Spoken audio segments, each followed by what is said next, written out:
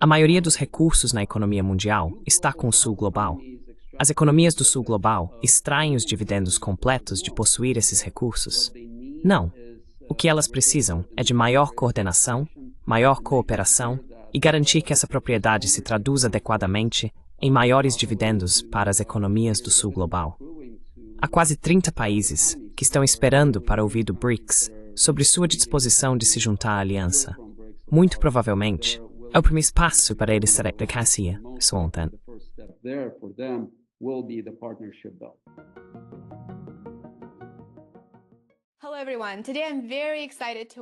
Olá, pessoal. Hoje estou muito animado para dar as boas-vindas de volta ao Dr. Jaroslav Lisovolik. Jaroslav é o fundador da BRICS Plus Analytics e um dos principais especialistas na Aliança Econômica BRICS Plus. Definitivamente confira o site do Jaroslav, vou deixar o link na descrição abaixo. Tenho que dizer que é minha fonte principal para qualquer coisa relacionada aos BRICS. É um site maravilhoso, Jaroslav, é tão bom te ver novamente, faz muito tempo. Para de falar. Muito obrigado. É um grande prazer estar de volta. Muito obrigado pelo convite, Lena. Estou feliz em tê-lo aqui. Estava realmente ansioso por esta discussão porque sei que você recentemente viajou para o Brasil, onde participou de uma conferência dos BRICS. O Brasil, é claro, é o presidente do bloco este ano. Há muita coisa acontecendo com o Brasil presidindo e, de certa forma, liderando o caminho. Em suas postagens recentes, você mencionou que a reunião em São Paulo se concentrou no desenvolvimento de uma nova arquitetura financeira, entre muitas outras coisas. Quais foram os principais pontos discutidos durante a conferência BRICS Plus no Brasil e os principais aprendizados?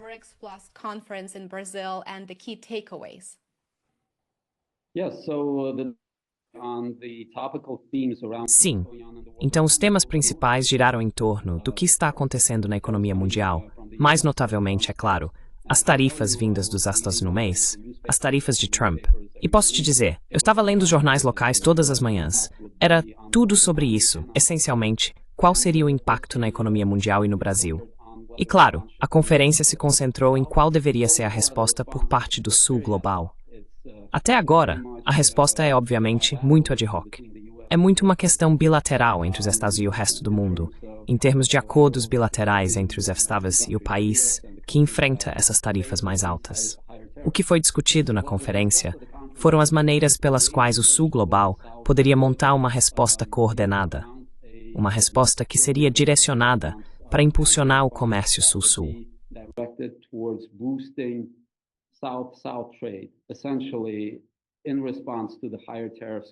Essencialmente, em resposta às tarifas mais altas vindas dos Estados Unidos, um dos temas principais foi a necessidade de impulsionar a cooperação Sul-Sul e, especialmente, o comércio e investimento Sul-Sul.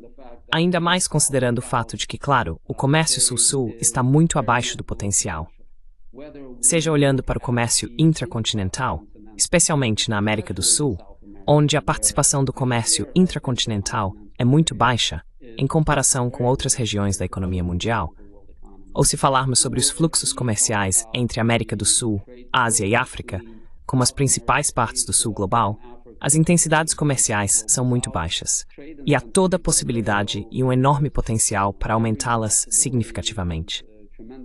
E agora é uma oportunidade única.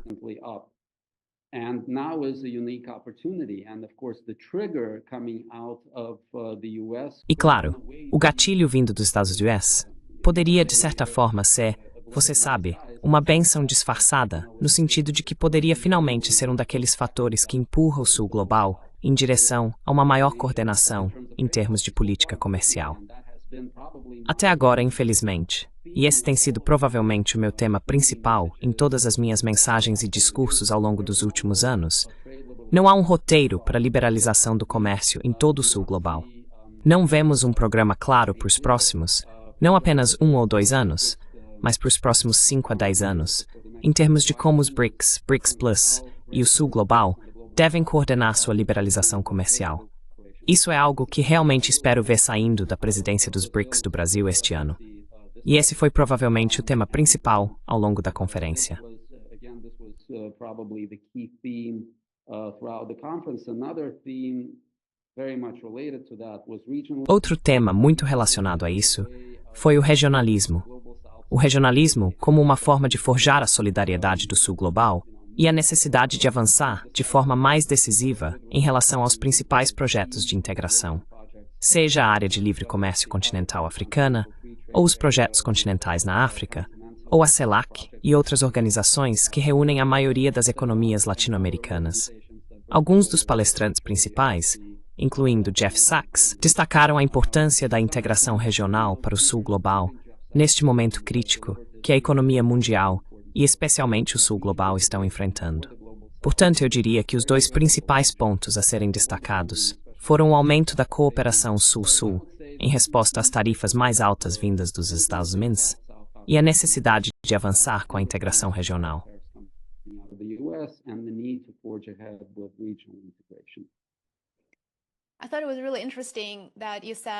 Achei realmente interessante você ter dito que o protecionismo ocidental eventualmente se tornará uma bênção disfarçada para os países do Sul global, porque os motivaria a aumentar o comércio transfronteiriço.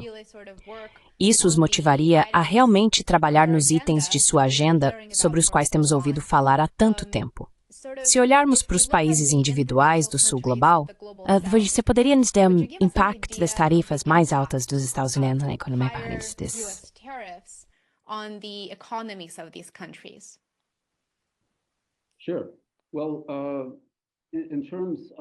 Claro.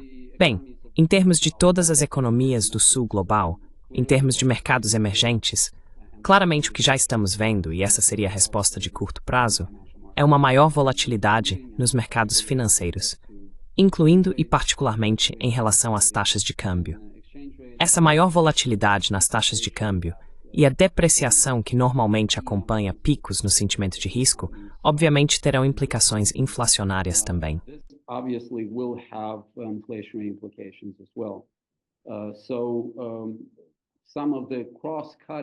Então, alguns dos temas transversais em termos do impacto dessas tarifas serão a instabilidade da taxa de câmbio, a instabilidade do mercado financeiro e as implicações inflacionárias, que são negativas.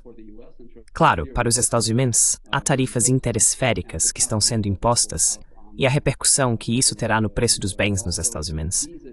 Mas também em relação aos mercados emergentes, você também tem o impacto das trocas nas guerras tarifárias e aumentos gerais nas tarifas, que levam a uma inflação mais alta. E então, é claro, também há o efeito da repercussão da taxa de câmbio, que também tem um efeito muito negativo sobre a inflação. Depois, é claro, você tem um quadro mais diferenciado em relação às maiores economias do Sul global.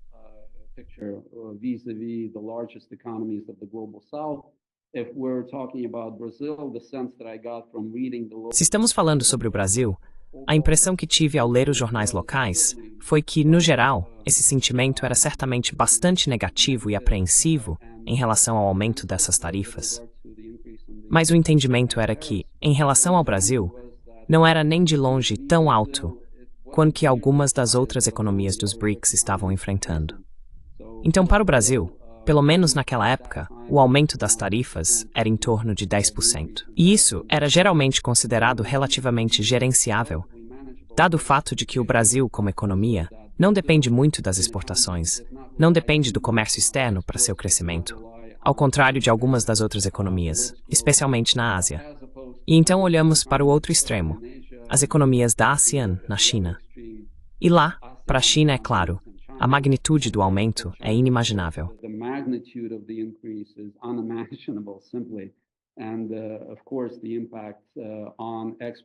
E claro, o impacto nas exportações e, consequentemente, no crescimento impulsionado pelas exportações será bastante substancial. Mas há outras economias na região que são significativamente impactadas. Estas são as economias da ASEAN, que são bastante abertas e muito dinâmicas. Este é, na verdade, o motor do crescimento econômico global, que sofreu um golpe massivo com essas tarifas. Então, essencialmente, estamos falando sobre a possibilidade de uma desaceleração notável nas taxas de crescimento da economia mundial, em parte porque essa região muito crítica da economia mundial, que abriga a ASEAN e a China, experimentará uma desaceleração significativa. E claro, devido à abertura dessa região e sua interconexão com outras partes da economia global, isso terá efeitos negativos adicionais nas taxas de crescimento econômico global.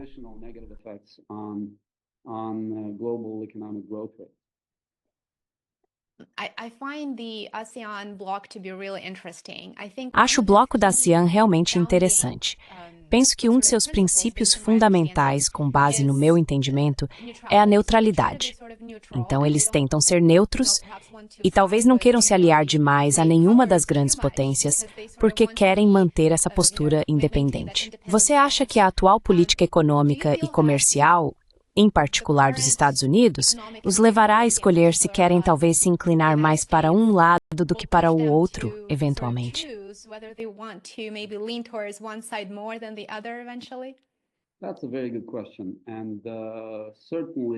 Essa é uma pergunta muito boa.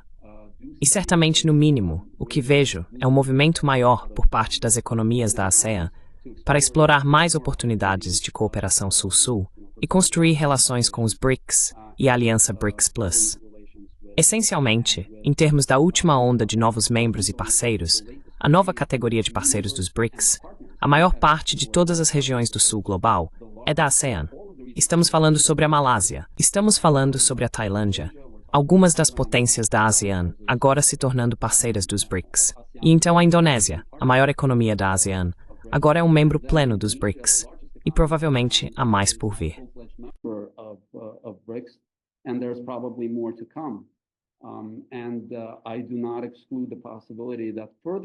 E eu não excluo a possibilidade de que mais adiante o que veremos é que não são apenas as economias individuais da ASEAN, mas talvez a ASEAN, como um bloco, possa começar a construir relações com outros blocos regionais do Sul global, incluindo, possivelmente com base em uma plataforma BRICS Plus. Isso ainda não pode acontecer agora, mas poderia potencialmente reunir Mercosul, ASEAN, União Econômica Eurasiática e outros em uma cooperação econômica mais próxima. Não necessariamente um acordo de livre comércio completo, mas possivelmente alguns acordos para começar a explorar as possibilidades de tarifas mais baixas e contrabalançar parte da negatividade que essas economias estão enfrentando do Ocidente em termos de tarifas de importação mais altas.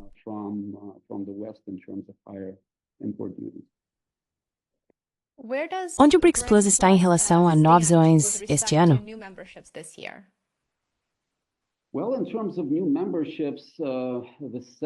Bem, em termos de novas adesões, a sensação é de que já houve bastante. E já no ano passado, a presidência de Washington comentou sobre esses desenvolvimentos, dizendo que é ótimo ver novas adições à família BRICS, mas ao mesmo tempo precisamos de algum tempo para incorporar devidamente esses novos membros e garantir que o novo mecanismo, a nova configuração dos BRICS, funcione de forma suave e sem problemas. E isso certamente leva tempo. Uma das propostas, aliás, que fiz no meu comentário foi introduzir a chamada Troika dos BRICS nas operações dos BRICS, para garantir uma sucessão tranquila de uma presidência para outra, agora que há muitos novos membros e muitos membros que são novos na família BRICS. E é necessário algum tipo de mecanismo que assegure uma maior continuidade.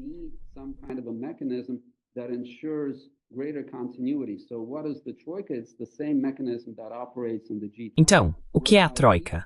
É o mesmo mecanismo que opera no G20, onde cada presidência trabalha em conjunto em uma tríade com a presidência do ano seguinte e a presidência do ano anterior. Basicamente, há uma maneira de coordenar as agendas de todos os 3 países que estão desempenhando ou desempenharão um papel importante na condução da Aliança BRICS. Isso é algo que eu acho que poderia ser uma das inovações potencialmente adotadas no futuro. Mas em termos de novas adições ao núcleo, acho que isso provavelmente será limitado, se não essencialmente congelado, nos próximos anos. Essentially frozen for the next several years. Apart from the Russian presidency, the Brazilian. Além disso, além da presidência russa, a presidência brasileira deste ano também indicou que não vê muito espaço para novas adições ao núcleo dos BRICS. Isso não significa que o cinturão de parceria não se expandirá. Essa possibilidade existe, e acho que há muito espaço para isso, porque, além do já substancial aumento no tamanho do cinturão de parceria, há quase 30 países esperando para ouvir dos BRICS sobre sua disposição de se juntar à aliança. Muito provavelmente, o primeiro passo para eles será o cinturão de parceria. Mas mesmo para o núcleo, ainda há uma possibilidade de expansão, nos moldes do que vimos no início deste ano.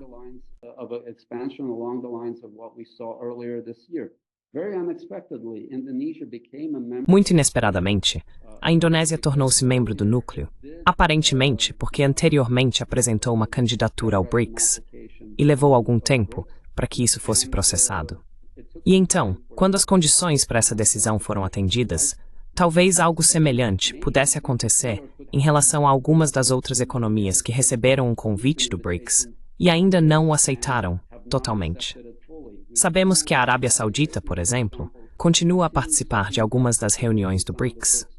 Foi convidada para o núcleo e não exclui a possibilidade de que nos próximos anos a Arábia Saudita possa se tornar membro do BRICS quando, novamente, as condições forem adequadas para a Arábia Saudita.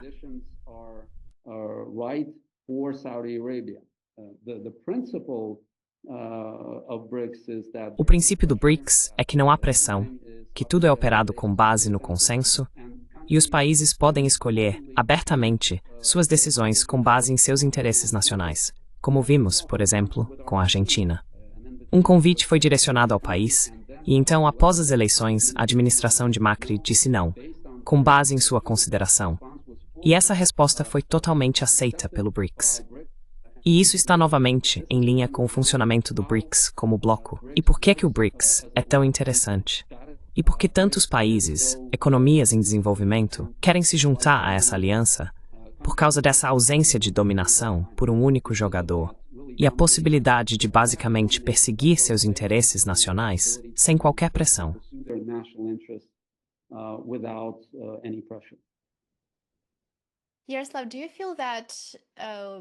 Yaroslav, você acha que as declarações anteriores feitas pelo presidente brasileiro Lula da Silva sobre a desdolarização como uma das principais prioridades ainda são válidas? Ou ele recuou e modificou essa posição de modo que não é mais vista como uma das principais prioridades, pelo menos sob sua presidência este ano?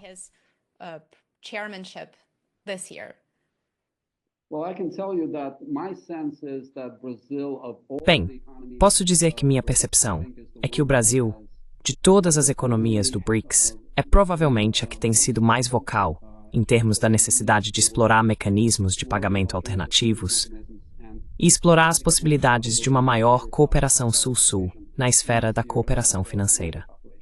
Não acho que as questões dos sistemas de pagamento e da desdolarização estejam completamente fora da agenda. Acho que agora há uma certa mudança em termos de retórica, no sentido de que não se trata tanto de desdolarização, mas sim dos mecanismos de novo, em termos de sistemas de pagamento e instrumentos de pagamento, que devem ser usados nas transações entre as economias do Sul global.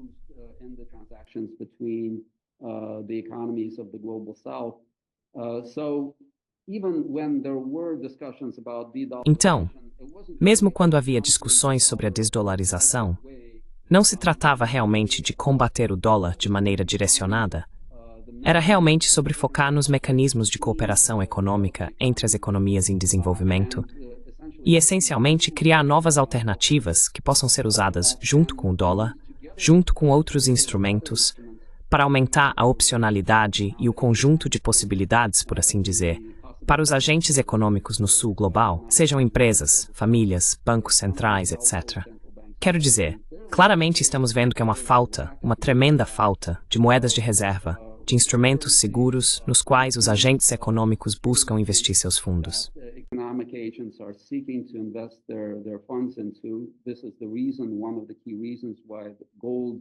Esta é uma das principais razões pelas quais o ouro tem experimentado a alta que demonstrou de forma tão enfática. Portanto, isso realmente se trata de alternativas de novo, e o Brasil tem sido muito construtivo. Acho que pode desempenhar um papel muito construtivo nisso, porque tem relações construtivas com muitas das principais economias ocidentais também. Acho que pode estruturar e direcionar esse tipo de discussão de uma forma que não levante muitos alarmes no perímetro ocidental também. Mas isso é claramente algo que a economia mundial precisa, algo que o Sul global precisa.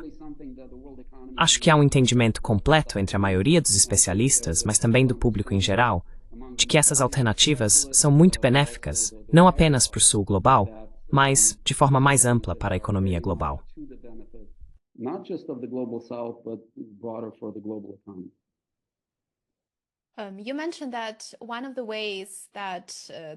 Você mencionou que uma das maneiras que o bloco BRICS Plus planeja para contrabalançar tarifas e talvez sanções é desenvolver a cooperação e trabalhar juntos de forma mais coesa. Em um de seus artigos recentes, você escreveu que uma das tendências mais importantes nos últimos anos em todo o Sul global tem sido a criação de plataformas de recursos que podem se assemelhar a um formato estilo OPEP+, como a Bolsa de Grãos. Então, há algum plano para apoiar essa iniciativa em particular, a Bolsa de Grãos ou qualquer outra iniciativa semelhante para aumentar a cooperação e permitir que esses países desenvolvam métodos para aumentar transações em moedas locais e talvez incentivar investimentos estrangeiros diretos na infraestrutura de países menos desenvolvidos do bloco?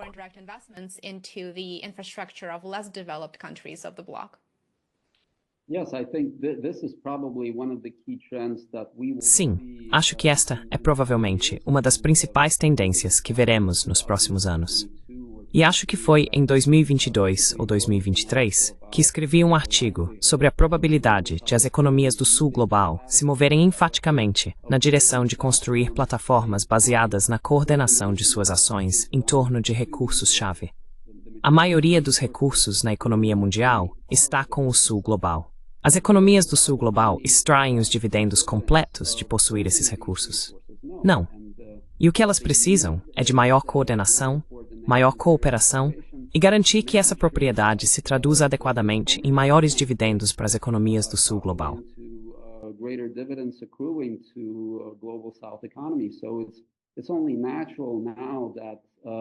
Portanto, é natural agora que estejamos vendo a propagação de plataformas que não são necessariamente semelhantes ao OPEP+.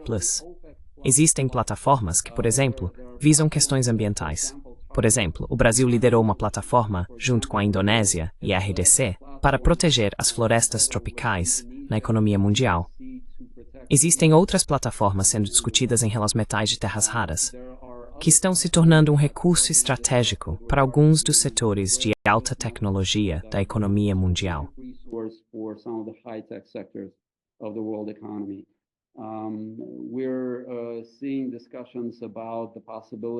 Estamos vendo discussões sobre a possibilidade de uma maior coordenação de políticas entre os produtores de fertilizantes, ou, como você mencionou, a Bolsa de Grãos.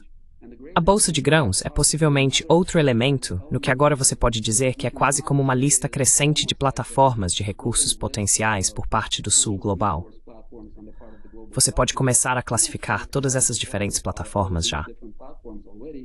A Bolsa de Grãos é muito interessante no sentido de que combina não apenas uma maior coordenação e políticas potenciais dentro de um segmento muito crítico de commodities, mas também elementos de cooperação financeira.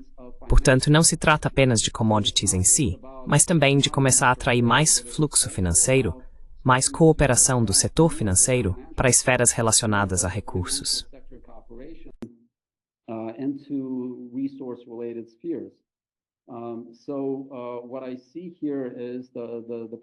O que vejo aqui é a possibilidade de que veremos segmentos de recursos semelhantes na economia mundial, passos que estão sendo dados por economias em desenvolvimento. Interessantemente, em resposta a isso, algumas das economias desenvolvidas estão começando a discutir ações semelhantes. Portanto, todo esse paradigma de criar plataformas de recursos pode se tornar quase como uma nova tendência na economia mundial nos próximos anos. Com relação à Bolsa de Grãos, a notícia recente é que todas as economias do BRICS apoiaram a iniciativa de criar essa Bolsa de Grãos. Um grupo de trabalho, lançado pelo Ministério do Desenvolvimento Econômico da Rússia, foi criado recentemente para avançar com maior progresso nessa área. Será sobre uma maior competição entre essa Bolsa de Grãos e as bolsas de grãos que já existem e estão principalmente concentradas no mundo desenvolvido.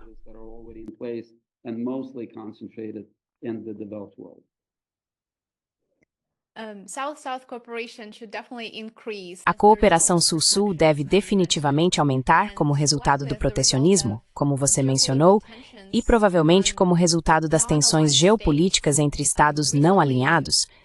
Recentemente, o presidente Trump disse que potencialmente outros países teriam que escolher entre os Estados Unidos ou a China, o que parece ser bastante desafiador, e não tenho certeza de que seja necessário para o desenvolvimento global. Mas acho que o Sul Global está fazendo bastante para realmente aumentar seu desenvolvimento econômico.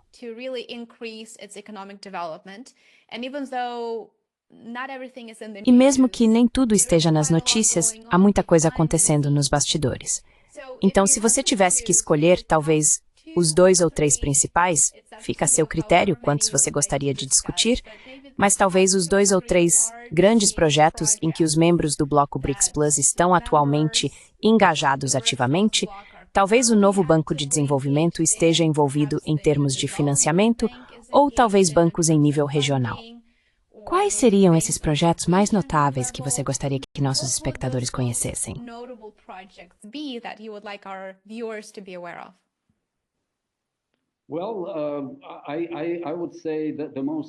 Bem, eu diria que os projetos mais massivos e de grande escala geralmente teriam que estar na esfera da conectividade.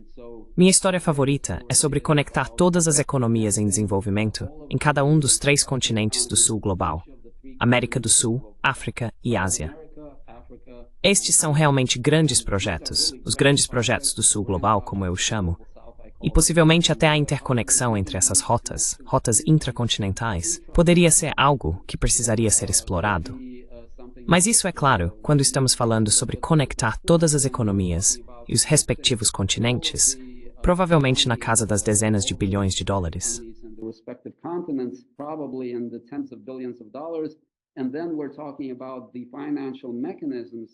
E então estamos falando sobre os mecanismos financeiros necessários para financiar esse enorme esforço de infraestrutura.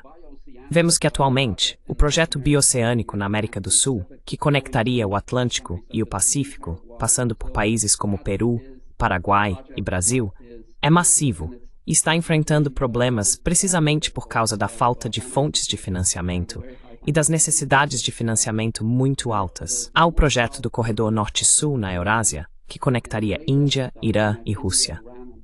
Isso também é em grande escala, mas algo que competiria com as rotas comerciais tradicionais e potencialmente reduziria significativamente o custo de envio de mercadorias em comparação com essas rotas tradicionais.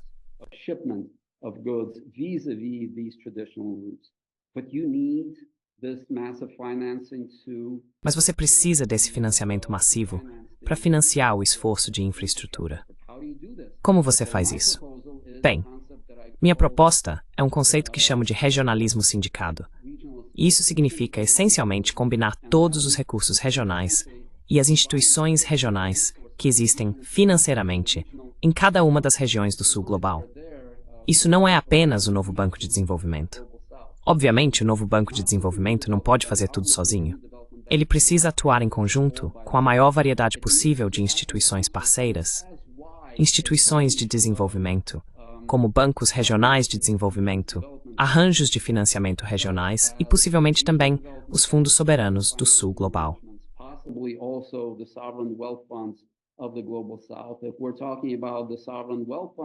Se estamos falando sobre os fundos soberanos do Sul Global, bem, o Sul Global tem a maioria. Mais de 50% dos ativos sob gestão em todos os fundos soberanos do mundo estão no Sul Global, especialmente, como você sabe, no Oriente Médio e na China, mas também em outros lugares, incluindo em países como a Rússia, que já tem alguma tradição histórica e experiência em termos de operação desses fundos soberanos. Os fundos soberanos estão crescendo em importância em toda a África agora. Existem mais de 20 fundos soberanos lá.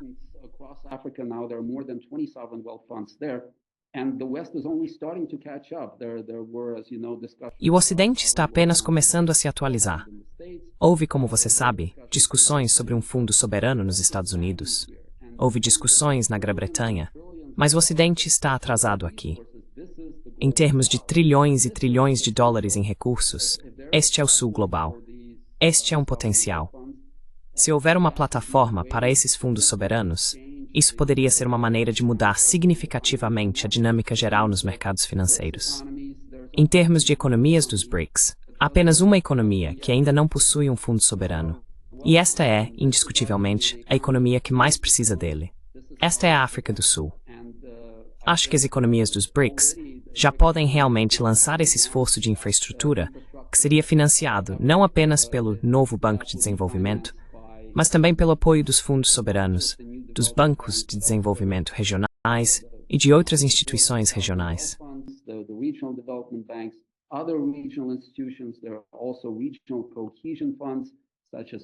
Existem também fundos de coesão regional, como o FOSEM, por exemplo, na América Latina. Portanto, criar o que eu chamo de NDB+, Aliança Plus do novo Banco de Desenvolvimento, que reuniria todas as instituições do Sul Global, poderia permitir que as economias do Sul Global criassem um novo paradigma em termos de desenvolvimento. Não financiar projetos relacionados a rotas existentes, essencialmente fortalecendo ainda mais as forças das regiões avançadas da economia global, mas aprofundar-se em cada um dos continentes do Sul Global, o que eu chamo de desenvolver os corredores de inacessibilidade, apoiando economias sem litoral, apoiando as regiões que têm uma grande população, mas estão tremendamente separadas estruturalmente do litoral, dos mercados globais.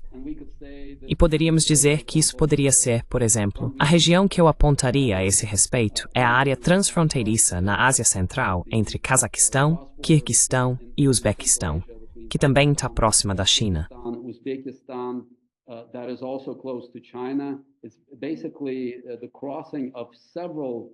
É basicamente a interseção de várias economias, muito isoladas. Isso está realmente muito próximo do polo de inacessibilidade. O polo de inacessibilidade do mundo é a região mais distante dos oceanos, da costa, e, consequentemente, é muito caro enviar mercadorias dessa região. É muito desfavorecida, mas tem uma grande população. Tem um potencial tremendo. Portanto, construir corredores em regiões inacessíveis como esta liberaria um potencial de produção tremendo e permitiria um novo paradigma, eu acho, em termos de desenvolvimento econômico, em que não são as regiões avançadas ou as economias que estão constantemente recebendo financiamento e projetos de desenvolvimento, mas realmente aquelas que mais precisam desses projetos de desenvolvimento.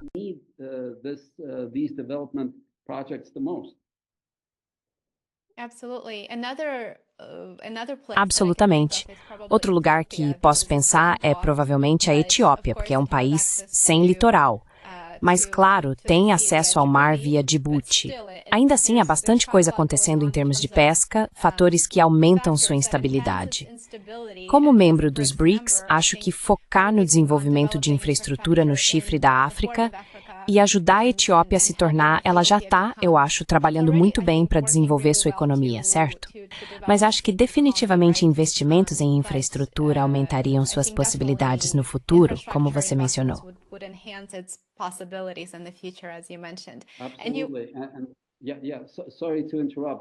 Absolutamente. Desculpe interromper, mas a Etiópia é, na verdade, um exemplo muito importante porque é uma das maiores economias em desenvolvimento.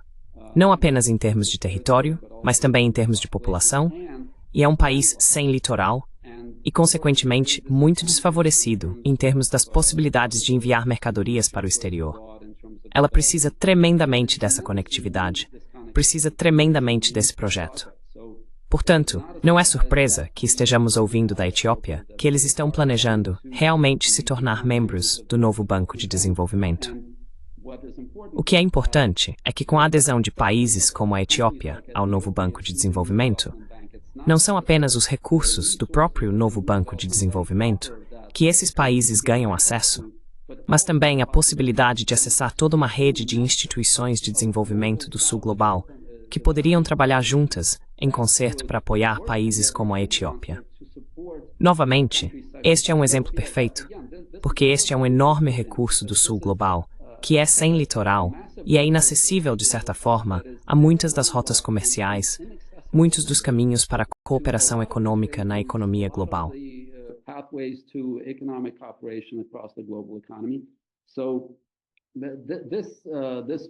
Então, esse caminho do regionalismo sindicalizado é algo que vejo como muito promissor.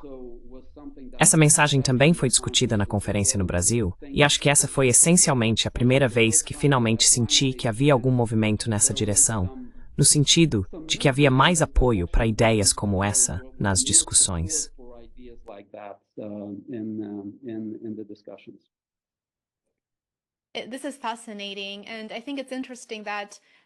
Isso é fascinante.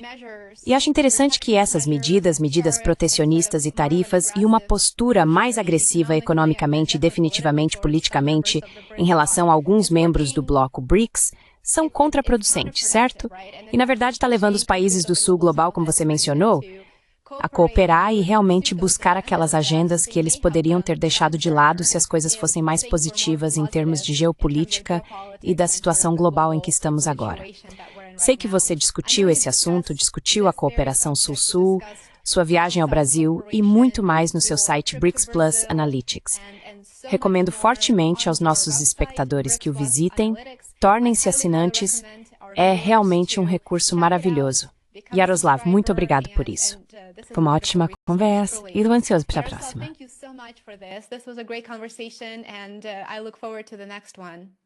Muito obrigado. Sempre ótimo conversar com você, Helena. So much.